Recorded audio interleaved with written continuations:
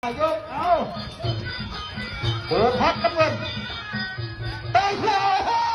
เอาแล้วนี่แหละครับระเบิดขัดเชือกเฮ้ยเฮ้ยโดนแล้วเฮ้ยไอ้ลิงลมเดินครับเดินไหวเอาละออกมาโอ้โหมองแล้วระวังปัดเอาล็อกมาโอ้โหนี่แหละครับของจริงที่แม่สอดนะครับคาดเชือกไม่มีที่ไหนนี่แหละครับมีที่นี่แหละครับโ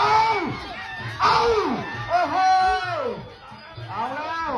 คู่นี้เย็บโอ้โหมันไปโกรธตากันจากไหนเดินเหมือนกัน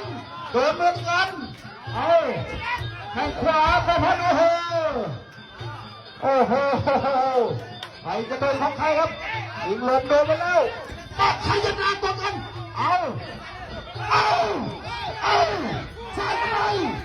โอ้โหมันไปเกิดกันมาที่ไหนโอ้โหได้ยืดเบี้ยงเลยโดนแล้ว